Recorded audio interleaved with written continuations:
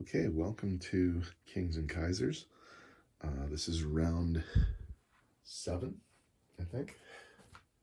Round 7, so we've only got one more round after this one. And this is the Austro-Hungarian turn. Before we get into their purchases and movement, we'll take a quick second to just figure out where we are. The Central Powers have 8 victory points. That's 3 victory cities. They have 4 minor victory cities right now, so they get the 3 victory city point. They have the Black Sea point, the Suez Canal point, the Middle East oil point, the China point, and their victory cities, as I mentioned. The only 3 points that the Allies have right now are that they have the favorable trade point, the Pacific colony point, and the Africa point. We are looking increasingly as though the Russians are going to be in Russian Revolution mode in a sec, though. So we'll see what happens with that. Okay, so the Austro-Hungarians have 39 IPCs to spend. They're going to buy 1 tank, 3 artillery, and 7 infantry. Here's all of their movement. So if we zoom in on sort of their area of the board, we'll sort of see all the things that they're going to do. Okay, they will be attacking Tyrol with 2 artillery from Dalmatia and 2 infantry from Austria. So that's 4 on 2 for that one. Up in the north, they're in Poland. They're going to be coming into Poland with all the forces from Galicia. So that's 2 infantry, 2 artillery, 1 tank, and fighter. There's also going to be a truck towing an infantry and an artillery to go with that. I believe the truck can be taken as a casualty as well. So I think they'll probably do that if that comes to that. Over here in Western Ukraine, that contested territories attack is also going to be supported by 2 infantry from Crimea. The 2 artillery and infantry from Crimea, along with the truck, will attack eastern Ukraine. I didn't put a marker there. And the lone cavalry from Crimea is going to go through Volga and take Tatarstan. Just because it has a path to do so. Okay, so we can start rolling some dice here. Okay, let me see where the best place to put this would be. I think I'll just have the thing here. I'm going to back up the camera so that we can see the dice tray, and we'll start with the Tyrol battle because that's the easiest. There's only the fewest number of dice, I think. Well, not quite, but close. So 2 infantry, 2 artillery against the Italians. And we got 2 hits, which is all we needed. Italians fight back with no hits. So that's lucky for the Austro-Hungarians. They take Tyrol back. No issue there. Okay. I'm going to replace these 3 dice here now that I can. Next attack, I think it's on camera, just over here in Poland. What we have coming in are 3 infantry, 3 artillery with air support. So the 3 infantry are at 3, the 3 artillery are at 4. We also have a tank at 2 and the plane itself at 2. So let's have a look at these dice here. 4 hits. So I don't think that takes the territory, but it does significantly whittle down those troops. The Russians have 5.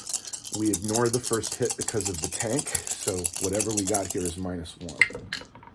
We have 4 hits, but we only count 3 of them. So 4 versus 3. So the Russians are taken down to 1 infantry.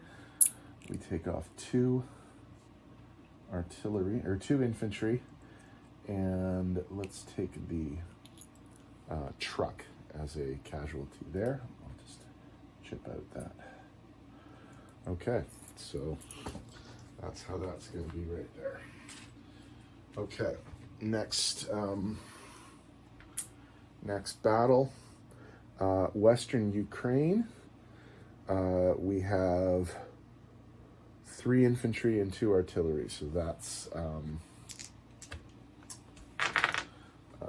4 3s and a 2. No hits. That was disappointing. Russians fire back in Western Ukraine here. And they got 1 hit, so we'll lose an infantry there, and the territory is contested. Okay, whoops. Okay, last battle, Eastern Ukraine. We have 2 artillery and an infantry. 2 hits, that's all they needed, so they will take that territory. And 1 hit. So I think we'll take the truck as our casualty there, and leave the other attacking pieces as is. Okay, in terms of placement of new units, here's where things are going to go. I think we can see everything there. Okay, I still have that military base in Galicia, so all of the units here, a tank, an infantry, and an artillery will go there, and all of the other pieces will go directly into Austria itself. Okay, so we do have to go, I better write these down. These are the ones I'm going to write down. So in terms of changing income, so Austro-Hungarians are up 4 for Tyrol, and that means the Italians are -4. Poland was a new attack, so that means Russia is down -3. Western Ukraine was already contested, so nothing's happening there. Eastern Ukraine, however, is +2 for the Austro-Hungarians, -2 for the Russians, and Tatarstan is +1 for the Austro-Hungarians, and -1 for the Russians. I think that's everything. Oh, Tyrol. I'll get rid of that chip there. Okay. So, if we go over to the income tracker,